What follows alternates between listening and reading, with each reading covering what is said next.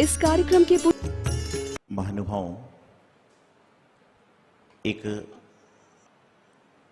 सूत्र आप लोग पढ़ते हैं, धर्मा सर्व सुखा करो हित करो धर्मम उदासीनमते धर्मे नेब समापते सुखम तस्माय धर्मे नमः, धर्माय तस्मै नमः।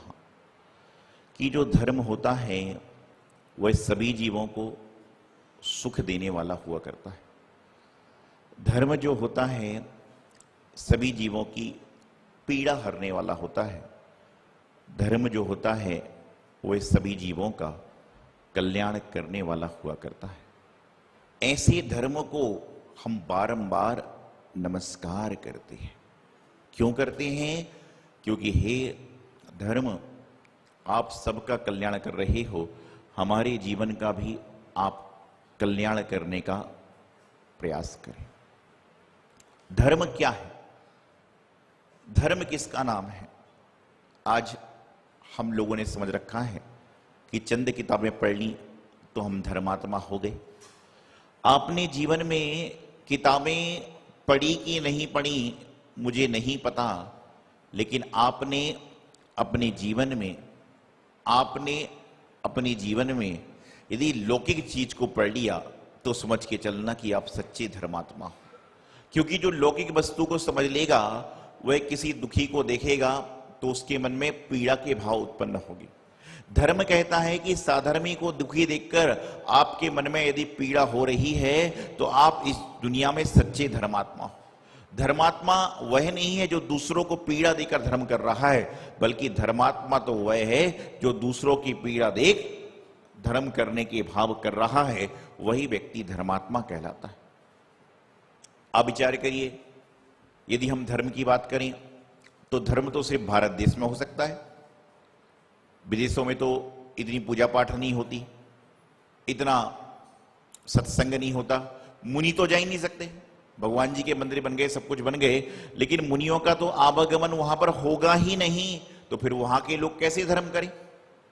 ये आहार देना है, आहार तो दे नहीं सकते, मुनि की सेवा करना है, नहीं कर सकते, तो वहां के लोग भी धर्म कैसे करें? तो कहते हैं धर्म मात्र पूजा पाठ आहार सेवा आदि नहीं है, धर्म तो किसी की सेवा करना ये भी धर्म है। एक बार एक जगह एक संत जी का प्रवचन चल रहा था, महात्मा जी का, मुनि का प्रवचन चल रहा था। और पहले के जमाने में जब महाराज जी माता जी प्रवचन देते थे, संत जी प्रवचन देते थे, तो प्रवचन के बाद लोग खड़े होते थे और कहते थे कि आज से महाराज जी मेरा रात्रि भोजन आजीवन त्याग है, प्रवचन की बात। और आज के जमाने में मालूम चल जाए कि महाराज जी प्रवचन के बाद कुछ कहने वाले हैं तो लोग आप सब तो धर्मात्मा है। तो मैं आपको बताना चाह रहा हूं, समझाना चाह रहा हूं कि पहले के जमाने में ऐसा हुआ करता था और उसी परंपरा को मैं निभाने की कोशिश कर रहा हूं। इसलिए मैं भी प्रवचन के बाद एक छोटा सा रोज का दे देता हूं, भाई आप मांगो ना मांगो हम ही दे देते।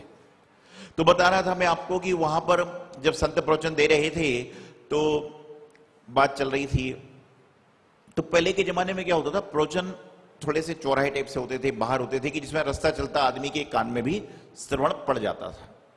तो बता रहे थे कि भाई धर्म करना चाहिए, धर्म के बिना दुर्गति होती है, धर्म करने से ही उच्च गति की प्राप्ति होती है, धर्म करने से आपका नरजन्म सफल होता है, धर्म करने से आपको अनेकों अनेक सिद्धि प्रसिद्धि मिल जाया करती है। अनेक अनेक तरह की बातें संत जी वहां पर बता रहे थे। जब वो वहां पर इस तरह की बात को बता रहे थे तभी वहां पर कुछ विदेशी भारत भ्रमण पर आए होंगे, तो वो वहां से गुजर रहे थे। जब विदेशी वहां से गुजर रहे थे उनको फेथ तो था, धर्म पर फेथ तो था, विश्वास तो था, लेकिन विदेश में तो करने मिलता नहीं था। तो वह वहां पर बैठ गए और बैठकर उनकी बात को श्रवण करने का प्रयास करने लग गए।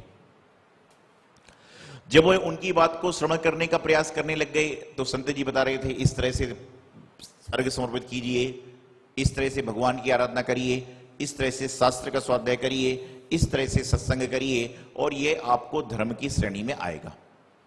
तो जब प्रवचन समाप्त हो गया तो विदेशी खड़े हुए और कहने लगे कि संत जी इसका मतलब हम तो अपने देश में धर्म कर ही नहीं सकते, इसका मतलब हम तो अपने देश में धर्म कभी कर ही नहीं पाएंगे। उन्होंने कहा क्यों? बोले आपने बताया कि पूजा करिए, पाठ करिए, आराधना करिए, अन्य सारी चीजें करिए, और हमारे यहां पर तो ये सब व्यवस्था ही नहीं है, तो हम कैसे धर्मात्मा बनेंगे? बोले नहीं, आप भी धर्म करते हो? बोले नहीं महाराज जी, आप वहां गए नहीं हो इसलिए आपको पता नहीं, वहां पर हम। अरे बोले नहीं, आप भी धर्म करते हो, और प्रत्येक व्यक्ति प्रतिपल धर्म कर सकता है, प्रति क्षण धर्म कर सकता है। उन्होंने पूछा कैसे कर सकता है? तो महाराज ने, संत जी ने, महात्मा जी ने समझाया, अच्छा आप बताइए, आप विदेश में हैं और आप वहां से निकल रहे हैं, और वहां पर कोई गाड़ी से कोई राहगीर का एक्सीडेंट हो जाए, तो आप सबसे पहले क्या करेंगे? बोले मैं उसको उठाऊंगा, उठाने के बाद में मलहम पट्टी लगाऊंगा, अस्पताल में उपचार के लिए ले जाऊंगा, और उसके बाद में उसके परिवारजन को सूचना दूंगा। तो संत जी बोले यही तो धर्म है, किसी प्राणी की रक्षा करना यही तो धर्म है। तो विदेश के लोग बोले ये तो हम बहुत कुछ करते हैं। तो उन्होंने कहा कि किसी की मदद करना ही तो धर्म है। तो विदेश के लोगों ने कहा कि मैं तो इसको हेल्प समझता था, मैं तो इसको सहायता समझता हूं, मैं तो इसको मदद समझता हूं। तो संत जी ने कहा किसी की मदद करना ये भी धर्म है, लेकिन इसका मतलब ये नहीं कि धर्म छोड़ के मदद करने लग जाओ, नहीं तो लोगों का दिमाग दूसरा, बोलेंगे मंदिर में पूजा पाठ क्या करना है, जाके खाना बंटना चालू कर दें। लेकिन धर्म करते समय आपको इतना विवेक भी रखना है कि जिसकी आप सहायता कर रहे हो, जिसकी आप मदद कर रहे हो, वह उस काबिल है कि नहीं, उस लायक है कि नहीं। अभी कोरोना काल चल रहा है, बहुत सारे लोग पीएम फंड में, सीएम फंड में, यहां मंदिर से भी दिलाए, बहुत सारी चीजें करी, बहुत सारे लोगों ने खाना बांटा, बहुत सारे लोगों ने कुछ किया, लेकिन 2 दिन बाद पेपरों में आ गया, व्हाट्सएप पे आ गया कि जिन जिन को आप खाना बांट कर आए हो वहां खाना सड़ रहा है। क्यों? क्योंकि हमारे यहां पे क्या होता है कि धर्मात्मा बनने का सीधा अवसर है, कहीं पे कोई अकाल पड़ जाए, महामारी फैल जाए, सारे समाज के धर्मात्मा बन जाएंगे, और लोग ये तक कहेंगे मंदिर में क्यों प्रधान जी लगा रहे हो सामान, आप तो वहां मदद करो। ध्यान रखिएगा, सबसे पहले तो इस सोच को बदल दो आप लोग जो मेरी बात को सुन रहे हैं, कि सबसे पहले तो मंदिर में करना ही है, उसके बाद मंदिर से आपको इतनी सामर्थ्य पैदा होगी कि आप बाहर कर सको। जो लोगों के दिमाग में आज चल रहा है, आजकल की युवा पीढ़ी के मन में एक बात चलती है कि मंदिर में क्यों करना है, अनाथ को दो, गरीब को दो, इसको दो। पहले ध्यान रखिएगा कि गरीब को गरीब और बनाना है तो मंदिर का छोड़कर और उसको खिलाना चालू कर दो। आप गरीब को सही बना सकते हो कि उसको बोलिए कि पहले मंदिर में चावल चढ़ा, जो तुम्हें मिल रहा है उसमें 4 दाने चावल के तो चढ़ाओ।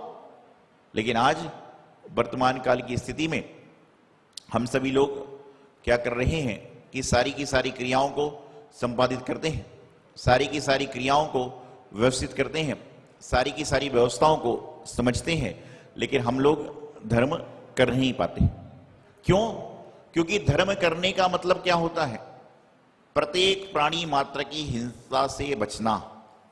आपके सामने आप जब टेबल पर बैठकर पूजन करते हो और यदि कोई चीटी चल रही है तो आप क्या फल फूल श्रीफल चढ़ा सकते हैं?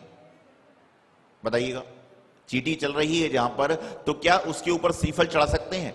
नहीं, यही नहीं चढ़ा सकते। यही तो आपको धर्म की श्रेणी में ला देता है। प्राणी मात्र की रक्षा करना ही धर्म हुआ करता है। तो प्रत्येक जीव को चाहिए कि हर समय जैसे भी हो धर्म करें, लोगों की मदद करें, लेकिन मदद करते समय ऐसा ना करें। आजकल जो पड़ गई मंदिर में क्या करना है, तीर्थों पर क्या करना है। मैं तो एक बात कहता हूं, यदि मेरे दिल की बात समझो तो अनाथ आश्रम और वृद्धाश्रम के तो मैं बहुत खिलाफ हूं। मेरी व्यक्तिगत राय है, मैं गलत भी हो सकता हूं, सही भी, लेकिन अपना अपना चिंतन होता है कि वृद्धाश्रम आप क्यों बनाते हो? जब वृद्धाश्रम बनाओगे जभी तो जाकर वहां पर क्या होगा कि वहां पर बुढ़े लोगों को घर से भेजा जाएगा। बल्कि ये शिक्षा साधुओं को देना चाहिए कि भैया तुझे अपने माता पिता से तकलीफ है, अपना बोरिया बिस्तर उठा और जाकर कहीं और रहने को जा। माता पिता को बाहर क्यों करता है? एक सच्ची घटना बताता हूं। अभी कोरोना काल में एक व्यक्ति को कोरोना हो गया, और जब वो कोरोना से लड़के लौट कर आया, एकदम शुरुआत में जब कोरोना हुआ था, आजकल तो मामला ठंडा गर्म है, तो लौट कर आया तो उस समय लोग ताले बजा रहे थे, बाजे बजा रहे थे कि चलो भाई कम से कम अच्छा आदमी आ गया। तो लोग उसको गले में माला पहना रहे, सब कुछ कर रहे थे, लेकिन उस व्यक्ति ने क्या किया कि उसने कुछ भी खुशी जाहिर नहीं करी। सीधा का सीधा वह अपने घर की उस कमरे में गया जहां पर उसकी मां एकांत में रहती थी, और वहां पर जाकर उसको निकाला और उसको घर के अंदर लेकर आया और बोले, मां आज से आप यहीं रहोगे। मां को लगा इसको अचानक क्या हो गया। बोले, 14 दिन की पीड़ा में देखकर आया हूं। 14 दिन में जब मुझे कोई मिलने नहीं आता था, मुझे कोई खाना देने नहीं आता था, तो उस पीड़ा को देखकर लगा कि मेरी मां जिसने मुझे जन्म दिया उसको मैंने एकांत में छोड़ दिया है, और कोरोना के काल से कुछ हुआ ना हुआ हो, लेकिन उसके विचार जो निगेटिव थे वह विचार उसके पॉजिटिव आ गए और अपनी मां की रक्षा करने लगा। तो विचार करिए, आपके जीवन में कितनी सारी वस्तुएं आती हैं। धर्म लोगों की सेवा करना, धर्म लोगों की सुरक्षा करना है। ये नहीं आजकल के लोगों की मेंटलिटी है, मंदिर मत करो, तीर्थ पे मत करो, मूर्ति निर्माण करो। अरे भैया ध्यान रखना, मैं आपको फिर बता दूं कि आपके अंदर सामर्थ्य क्या है। आप तो यहीं से लेते हो और यहीं देते हो, फिर खाली निमित्त बने हो। फैक्ट्री चालू करते हो जब यहां आते हो, बच्चे की शादी करने जाते हो तो मंदिर आते हो, सबसे पहला कार्ड कहां जाता है? मंदिर में। यदि किसी का मरण हो जाए तो शुद्धि कहां से होती है? मंदिर में। उठावनी के बाद दर्शन कहां करने आते हैं? मंदिर में।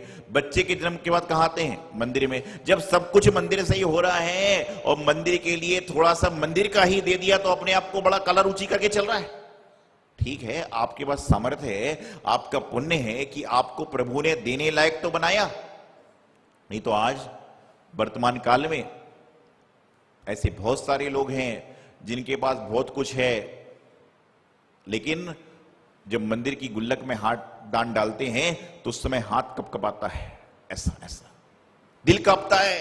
और जब रेस्टोरेंट में जाते हैं तो जेब से 1-2 लाख रुपए निकल जाएं तो भी जेब में और हाथ जाता है और हाथ जाता है, उस समय हाथ कपकपाता नहीं है। ये ध्यान रखना कि तुम्हारा पाप कर्म का उदय है कि मंदिर में गुल्लक में निकालते समय नोट निकलता है तो 2000 का निकल गया तो 200 रुपए का डालोगे, और 200 का निकल गया तो 20 रुपए का डालोगे। लेकिन रेस्टोरेंट में जाते हो और वहां पे 2000 रुपए का बिल है और ये 2 नोट निकल गए तो अच्छा एक काम करो, पैक और कर दे देना। ये हमारी जीवन का पुण्य नहीं, पाप है कि धर्म क्षेत्र में हमारे द्वारा विसंगति आ रही है। तो बात यहां पर इतनी सी है कि धर्मा सर्व सुखा करो हित करो, कि धर्म सब जीवों के सुखकारी होता है। धर्म सब जीवों को सुख को देने वाला होता है, धर्म जीवों को सबको आनंद देने वाला होता है।